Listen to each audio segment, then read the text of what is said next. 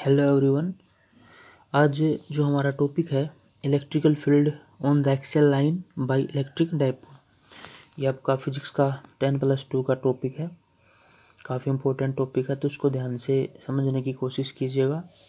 देखिएगा, सबसे पहले हम एक डाइपोल बनाएंगे। तो डाइपोल, जैसे मैंने आपको अपने प्रीवियस टॉपिक्स में भी बताया कि डाइपोल में हमें ये देखने को मिलता है कि हमारे पास एक नेगेटिव चार्ज होगा यहाँ पे और एक पॉजिटिव चार्ज होगा। यहाँ पे दो चार्जेज होंगे, नेगेटिव एंड पॉजिटिव, और उन दोनों के जो बीच की डिस्टेंस होगी वो होगी हमारे पास 2a। एक नेगेटिव चार्ज, एक पॉजिटिव चार्ज, उन दोनों के बीच की डिस्टेंस 2a। तो अब ये पूछा है कि यहाँ से मान लीजिए ये जो डाइपोल है, ये डाइपोल का यहाँ पे सेंटर होगा। इस डाइपोल के सेंटर से मान लीजिए x डिस्टेंस पे, x आपका कुछ भी हो सकता है, 2 centimetre, 5 centimetre, 10 centimetre, 2 metre, 2 kilometre, कुछ भी डिस्टेंस आप इसको मान सकते हैं। यहाँ से x डिस्टेंस दूरी पे जाके कोई पॉइंट है P।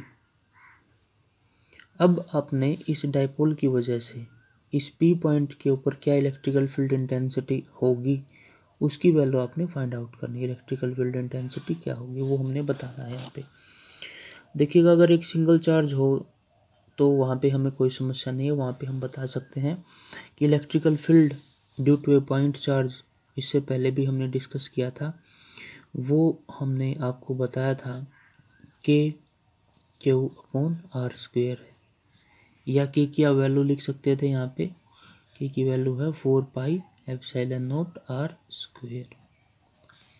तो ये आप इलेक्ट्रिकल एक सिंगल चार्ज की वजह से हमें ये पता है।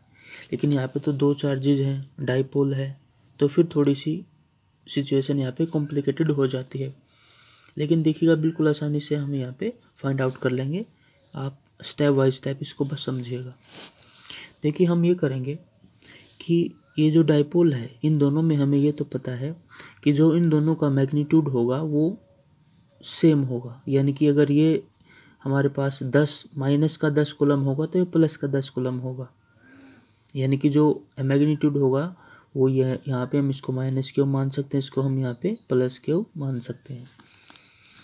और ये अगर टोटल डिस्टेंस हमारे पास 2a है, तो सेंटर से लेके यहाँ नेगेटिव चार्ज की डिस्टेंस हमारे पास a होगी, और यहाँ से लेके इस पॉजिटिव चार्ज के बीच की डिस्टेंस a होगी, क्योंकि टोटल 2a है। अगर इसको हम सेंटर से डिवाइड करेंगे तो ये वाली डिस्टेंस भी a होगी और ये वाली डिस्टेंस भी हमारे पास a हो जाएगी। उसके बाद देखिएगा, हम यहाँ पे इस नेगेटिव चार्ज की, सबसे पहले इस नेगेटिव चार्ज की वजह से इस P पॉइंट के ऊपर इलेक्ट्रिकल फील्ड इंटेंसिटी देखेंगे, फिर इस प्लस चार्ज की वजह से इलेक्ट्रिकल फील्ड इंटेंसिटी देखेंगे। दोनों की वजह से डेफिनेटली अपोजिट होगी, तो इन दोनों का डिफरेंस जो होगा वो हमारे पास नेट इलेक्ट्रिकल फील्ड इंटेंसिटी होगी। तो देखिएगा, हम यहाँ पे लिख देंगे, सबसे पहले दो इलेक्ट्रिकल फील्ड इंटेंसिटी है, तो मैंने E1 और E2 माननी पड़ेगी। सबसे पहले मैंने E1 माना। E1 हमारे पास है इलेक्ट्रिकल फील्ड इंटेंसिटी। ध्यान रखिएगा, EFI से मैं इसको लिख रहा हूँ। EFI मतलब electrical field intensity at point P due to -Q। अब आप यहाँ पे -Q है, तो ये देखिएगा फार्मूला था हमारे पास। यहाँ पे हमारे पास चार्ज Q है और K हमारे पास यहाँ पे कांस्टेंट था और R डिस्टेंस थी। तो देखिएगा, जब हम यहाँ पे लिखेंगे इलेक्ट्रिकल फील्ड इंटेंसिटी, तो आप ये सोच रहे होंगे कि ये -Q आना चाहिए, लेकिन माइनस आपको यहाँ पे डायरेक्शन के बारे में बताएगा। हमें केवल और केवल मैग्नीट्यूड के बारे में सोचना है। तो यहाँ पे माइनस है या प्लस है उससे फ़र्क नहीं पड़ेगा, क्योंकि हम मैग्नीट्यूड देखेंगे। तो मैं लिख सकता हूँ, ये जो -Q है, इसकी वजह से ये जो पॉइंट P है, इस पे इलेक्ट्रिकल फील्ड इंटेंसिटी मैंने E1 मान लिया। तो डेफिनेटली अब ये सिंगल चार्ज ही है। सिंगल चार्ज की वजह से अगर आप देखेंगे इलेक्ट्रिकल फील्ड इंटेंसिटी, तो वो आप आसानी से लिख सकते हैं इसी फार्मूले का यूज करते हुए। क्योंकि अब देखिएगा, ये मैंने एक पॉइंट चार्ज की तरीके सेलेक्ट किया है यहाँ पे, हालांकि डायपोल के अंदर दोनों है, लेकिन एक टाइम पे मैं केवल एक चार्ज की वजह से ही फाइंड आउट कर सकता हूँ। तो देखिएगा मैं यहाँ पे E1 की वैल्यू लिख सकता हूँ Q/4πε0। देखिएगा फार्मूले में r² है, और r² आपको पता है r² एक्चुअली में क्या है कि जो चार्ज है वहाँ से लेके और जिस पॉइंट के बीच में electrical field intensity find out करनी है वो दूरी है। यानी कि देखिएगा एक्चुअली में r² यहाँ से क्या होगा, इस -q की वजह से मैं पहले इस पॉइंट P तक डिस्टेंस को फाइंड आउट करूँगा, तभी तो इलेक्ट्रिकल फील्ड इंटेंसिटी इस पॉइंट P तक आएगी। कहने का मतलब है कि इस -q की वजह से अगर मैं इस P पॉइंट के ऊपर electrical field intensity find out करना चाहूँ तो मुझे -q से लेके P पॉइंट के बीच की दूरी पता हो और उसका स्क्वायर पता हो। तो वो जो डिस्टेंस है वो देखिएगा, क्योंकि सेंटर से लेके ये जो x दूरी मैंने मानी है, जहाँ ये जो पॉइंट P है और ये सेंटर से मैंने दूरी मानी है, ये मेरे पास x है, लेकिन दूरी तो मैंने एक्चुअली में यहाँ पे -q चार्ज से लेनी है। तो जब आप यहाँ से, या आप यहाँ पे पॉइंट A भी लिख सकते हैं इसको, तो A पॉइंट के ऊपर मैंने -q रखा है। तो यहाँ से जब आप दूरी लेंगे तो देखिएगा x दूरी तो यहाँ तक होगी और चार्ज मेरा थोड़ा सा और आगे है, तो A दूरी और आगे है, तो ये जो डिस्टेंस है मेरे पास ये हो जाएगी आपकी x + a। तो ध्यान रखिएगा यहाँ पे जो इम्पोर्टेंट पॉइंट है वो यही है कि आप ये दूरी कैसे लिखेंगे। चार्ज तो आपको पता है, चार्ज तो आपने लिख लिया, ये कांस्टेंट था, ये भी आपने लिख लिया, लेकिन ये जो फार्मूले में आपने देखा यहाँ पे ये जो r² है, ये r² दूरी होगी किस किस के बीच की, जहाँ पे हमने इलेक्ट्रिकल फील्ड इंटेंसिटी निकालनी है P, और कहाँ तक, जहाँ पे चार्ज रखा है, क्योंकि सिंगल चार्ज की वजह से तो यही तो होगा कि कहाँ पे इलेक्ट्रिकल फील्ड इंटेंसिटी निकालनी, कहाँ पे चार्ज रखना है, उन दोनों के बीच की दूरी। तो x तो सेंटर से दूरी थी और चार्ज थोड़ा सा ये डिस्टेंस और आगे है, तो हम लिख देंगे यहाँ पे x + a। और क्योंकि यहाँ पे स्क्वायर होता है इलेक्ट्रिकल फील्ड इंटेंसिटी में, तो हम यहाँ पे लिख लेंगे x + a का स्क्वायर। तो ये E1 की वैल्यू होगी इलेक्ट्रिकल फील्ड इंटेंसिटी इस नेगेटिव चार्ज की वजह से इस पॉइंट P पे। इसी तरीके से हम ये जो +q चार्ज है इसकी वजह से भी इंटेंसिटी फाइंड आउट कर लेंगे यहाँ पे, उसको हम लिख देंगे E2। तो E2 जो होगा वो है आपका electrical field intensity at point P due to, अब देखिएगा ये हमारा +q चार्ज की वजह से। स्टूडेंट देखिएगा electrical field intensity point charge की वजह से कैसे निकालते हैं वो मैंने आपको पिछले टॉपिक्स में जो है बताया है। फिर भी अगर आपको ये बात समझ में नहीं आ रही कि हमने ये इलेक्ट्रिकल फील्ड इंटेंसिटी का फार्मूला कैसे लिखा है, तो आप हमारे प्रीवियस यूट्यूब वीडियोज़ पे जाके इसको आसानी से देख सकते हैं, आपको अच्छे से समझ में आ जाएगा। क्योंकि ये एक पॉइंट चार्ज की वजह से इलेक्ट्रिकल फील्ड इंटेंसिटी थी और इसी फार्मूले का मैं यूज़ कर रहा हूँ, तो आप कन्फ्यूज मत होना कि ये मैंने कैसे लिख दिया। ये इलेक्ट्रिकल फील्ड इंटेंसिटी किसी भी पॉइंट चार्ज की वजह से आपको देखने को मिलती है, और इन दोनों को भी मैंने पॉइंट चार्ज माना है, तो इसकी वजह से इलेक्ट्रिकल फील्ड इंटेंसिटी मैंने फाइंड आउट कर ली। इसी तरीके से इस +q चार्ज की वजह से इलेक्ट्रिकल फील्ड इंटेंसिटी भी हम फाइंड आउट कर लेंगे। देखिएगा अब यहाँ से अगर मैं electrical field intensity find out करना चाहूँ तो फार्मूला है सिंपल, पॉइंट चार्ज की वजह से। तो उसमें आप क्या लिखेंगे, वहाँ पे आप लिखेंगे Q। देखिएगा यहाँ पे -q इसलिए नहीं लिखा हमने, आप बोल सकते थे कि सर ये चार्ज नेगेटिव है, क्योंकि हमने मैग्नीट्यूड कंसिडर किया है, डायरेक्शन नहीं ली, जबकि माइनस डायरेक्शन को पता था। तो अब देखिएगा इस +q चार्ज की वजह से इस P पॉइंट के ऊपर electrical field intensity charge divided by 4πε0, ये ε0 सिंबल होता है आपका, फ्री स्पेस की परमिटिविटी होती है, डिवाइडेड बाई देखिएगा यहाँ पे r² है जो मेन फार्मूला होता है। अब यहाँ पे r² देखिएगा आप क्या लिख सकते हैं, देखिएगा ये पॉइंट यहाँ पे है, लेकिन ये जो मेरे पास x दूरी थी वो तो सेंटर तक है। अब आपने तो, आपका चार्ज थोड़ा सा इस तरफ है, आपने यहाँ से लेके ये वाली दूरी देखनी है, तो ये वाली दूरी देखिएगा कैसे, ये जो प्लस क्यू चार्ज है और सेंटर से यहाँ तक की दूरी मेरे पास ए है, आप देख सकते थे टोटल 2a है, तो सेंटर से लेके यहाँ तक a थी, मैंने आपको पहले ही बताई थी ये बात। तो अब यहाँ से ये वाली जो दूरी है ये हमारे पास a होगी, लेकिन चार्ज तो हमारा थोड़ा सा आगे है, तो ये जो दूरी हो जाएगी टोटल x थी उसमें से a को माइनस कर देंगे तो ये हमारे पास डिस्टेंस आ जाएगी यहाँ से। तो मैं यहाँ पे लिख दूंगा आर स्क्वेयर की जगह पे x माइनस का a का स्क्वेयर। देखिएगा E1 में यहाँ पे प्लस हुआ था क्योंकि हमारे पास पॉइंट थोड़ा सा आगे था सेंटर से, यहाँ पे सेंटर से पॉइंट थोड़ा सा पीछे है तो माइनस हो गया। अंडरस्टैंडिंग सी बात है। तो E1 और E2 इलेक्ट्रिकल फील्ड इंटेंसिटी मैंने दोनों जो डाइपोल के अंदर जो दोनों चार्जेस थे उनकी वजह से अलग अलग निकाल ली।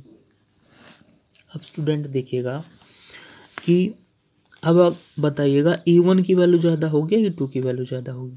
कहने का मतलब ये जो पॉजिटिव चार्ज है मैग्नीट्यूड तो दोनों का सेम है, इसकी वजह से इस पॉइंट P पे इलेक्ट्रिकल फील्ड इंटेंसिटी की वैल्यू ज़्यादा होगी, यानी कि E2 ज़्यादा होगी। E2 ज़्यादा क्यों होगी, क्योंकि ये इस पॉइंट P के काफ़ी पास है। ये जो पॉइंट P है यहाँ पे आपने जो टेस्ट चार्ज रखते हैं आप electrical field intensity find out करने के लिए, यहाँ पे आपने जो टेस्ट चार्ज रखा है तो ये इसके ऊपर ज़्यादा फोर्स लगाएगा, यानी कि यहाँ पे जो E2 है उसकी वैल्यू ज़्यादा होगी क्योंकि ये दूरी कम है, मैग्नीट्यूड दोनों का सेम है, ये इसके ऊपर ज़्यादा फोर्स लगाएगा। एक्चुअली में ये इसको रिपेल करेगा, जैसे प्लस है ये यूनिट पॉजिटिव चार्ज भी आपका पॉजिटिव होगा तो ये इसको रिपेल कर रहा होगा, E2 की वजह से रिपल्सन होगी, जबकि ये नेगेटिव चार्ज है इसको अपनी तरफ अट्रैक्ट कर रहा होगा तो E1 की डायरेक्शन हमारे पास इस तरफ होगी। तो E1 अट्रैक्टिव होगा, E2 रिपल्सिव होगा। अब ये ज़्यादा पास है तो रिपल्सिव वाला फोर्स ज़्यादा होगा।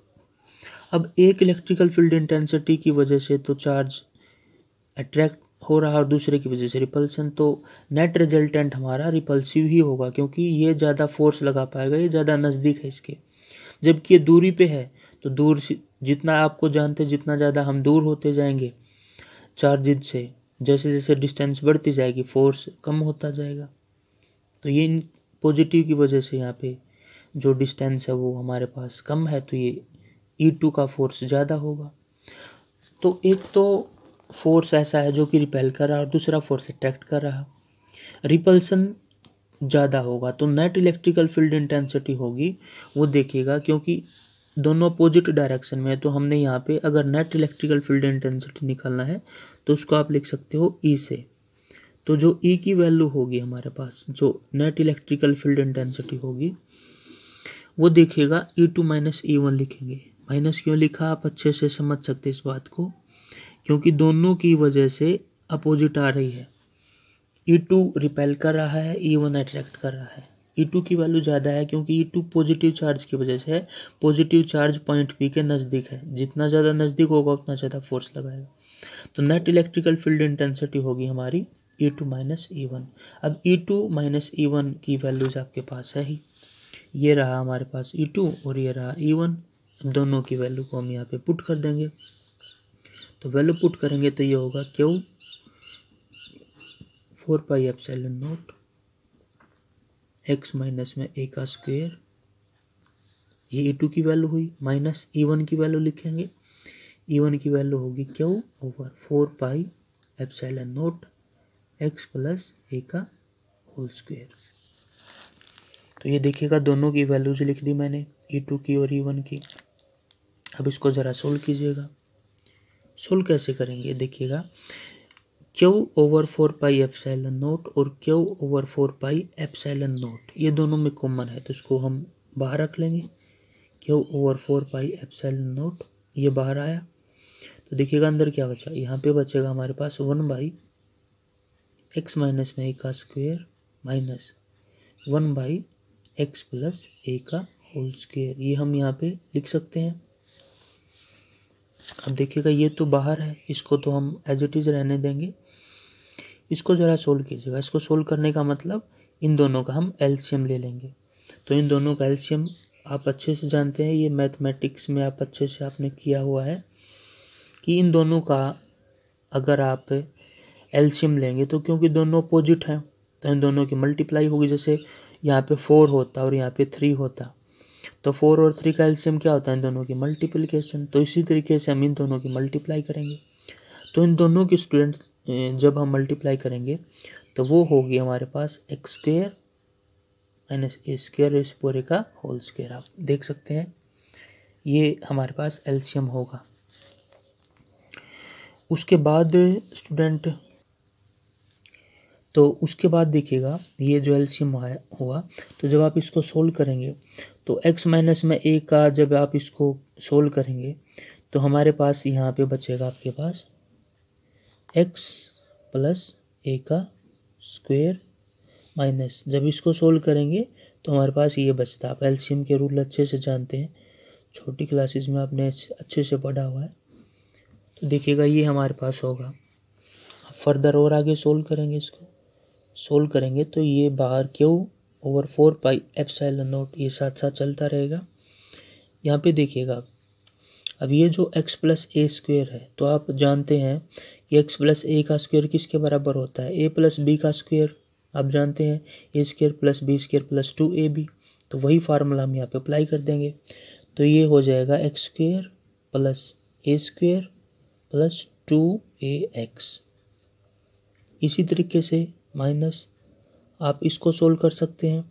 जब आप इसको सोल्व करेंगे तो ये हो जाएगा, यस एक्स को आप ए मान सकते हैं, ए को आप बी।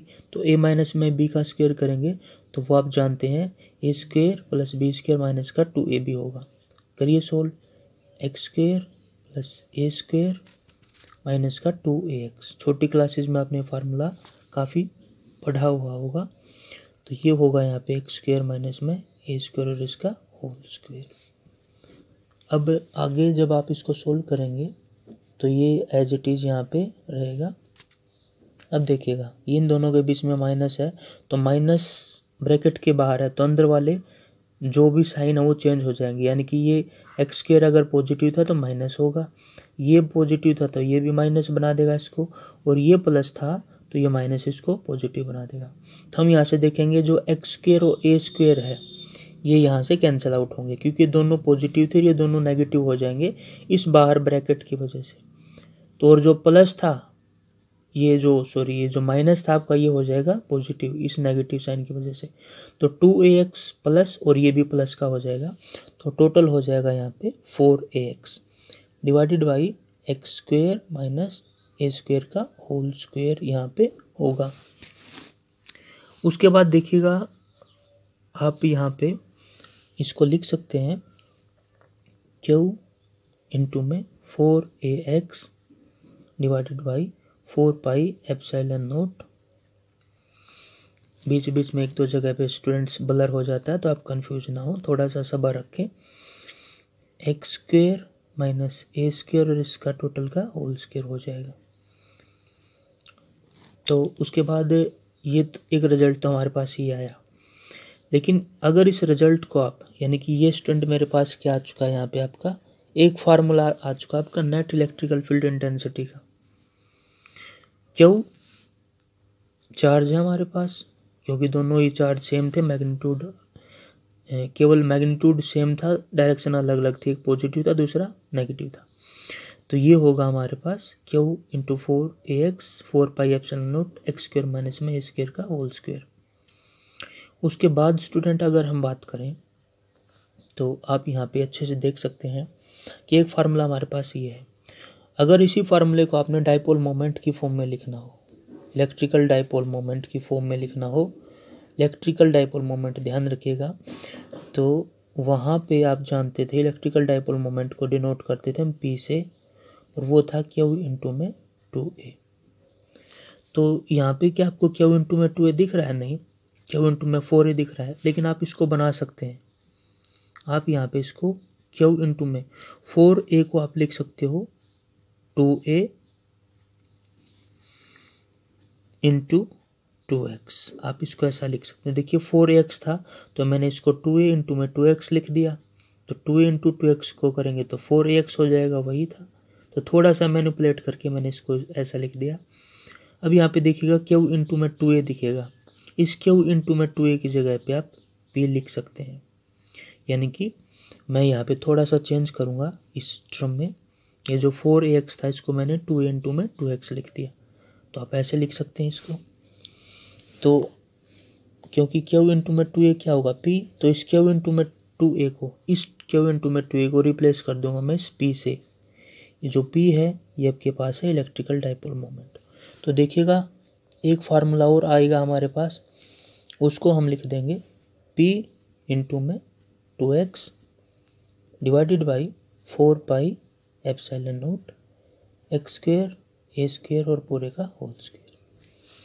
ये देखिएगा हमारे पास नेट इलेक्ट्रिकल फील्ड इंटेंसिटी होगी किसकी वजह से, ये जो हमारे पास एक इलेक्ट्रिकल डाइपोल बना है इसकी वजह से किसी पॉइंट P के ऊपर। अब देखिएगा स्टूडेंट यहाँ पे एक फार्मूला हमारा ये बना था, ये था, दूसरा फार्मूला आपके पास ये बना है, और लास्ट और फाइनल और इम्पोर्टेंट फार्मूला एक और बनेगा आपके पास, वो देखिएगा वो क्या होगा। स्टूडेंट ज़रा थोड़ा सा विचार कीजिएगा कि अगर आप मान लीजिए कि हमारे पास ये डाइपोल है, एक मिनट के लिए ये हमारे पास डाइपोल है, ये समझिए आप कि ये जो डाइपोल है अगर इन दोनों के बीच की दूरी काफ़ी कम हो जाए, यानी कि ये जो 2a माना है हमने, ये काफ़ी कम हो जाए, इन डाइपोल के बीच की डिस्टेंस के कंपेयर में ये जो पॉइंट P हम मान लीजिए काफ़ी दूर हो, यानी कि डाइपोल तो काफ़ी छोटा है, when dipole is very small, तो आप लिख सकते हैं कि ये जो a है इसकी वैल्यू काफ़ी कम हो गया एज कंपेयर टू x। तो आप यहाँ पे लिख सकते हैं व्हेन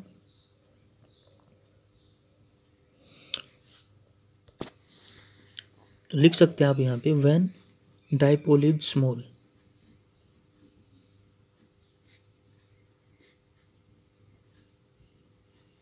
देखिएगा डाइपोल वगैरह क्या है ये सब मैं आपको पहले बता चुका हूँ। अगर आपको फिर भी कोई डाउट है तो एक बार फिर से आप प्रीवियस जो हमने वीडियोस हैं वहाँ पे आप जिसको जाके कंफर्म कर सकते हैं। सच दैट इसका मतलब ये होगा कि डाइपोल स्मॉल तभी तो होगा आपका, ये देखिएगा ये एक काफ़ी छोटा हो जाए, ये जो 2a है ये काफ़ी छोटा हो जाए, तो हम लिख सकते हैं when x is very very large as compare to a, यानी कि ये काफ़ी छोटा होगा। तो इस फार्मूले में हम क्या कर सकते हैं स्टूडेंट, अगर ये हमारा a काफ़ी छोटा हो जाएगा तो a को हम नेगलेक्ट भी कर सकते हैं।